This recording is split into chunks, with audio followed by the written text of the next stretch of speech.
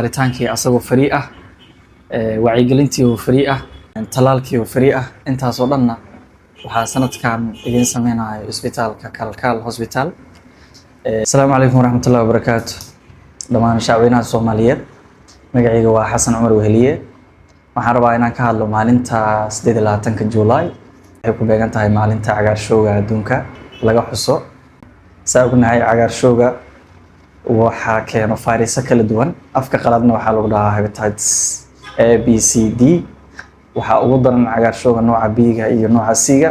dad badan oo adduunka la dhibaatoonaya cagaarshowgayadaas kala duwan.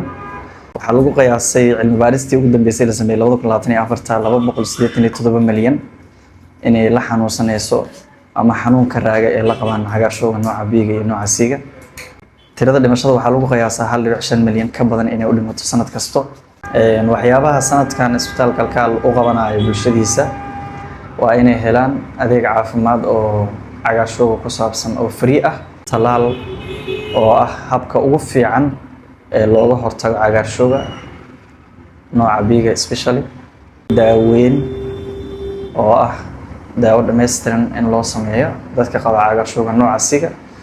dadka oo cagaarshowga nooca B-ga qabana in la siiyo daawo ka yareynayo inay u dhibaatoodaan cagaarshowga nooca B-ga.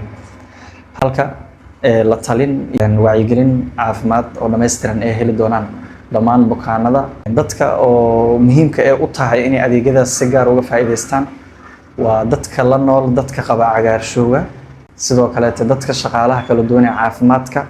dadka waxay ka mid yihiin ugu horeeya ee loo baahan yahay inay ka faa'iideystaan dhalinyarada oo markiina doonaya inay nolol sameystaan ama ay guursadaan. guud ahaan bulshada dhan muhiim ayay u tahay inay qaataan talaalka cagaarshowga.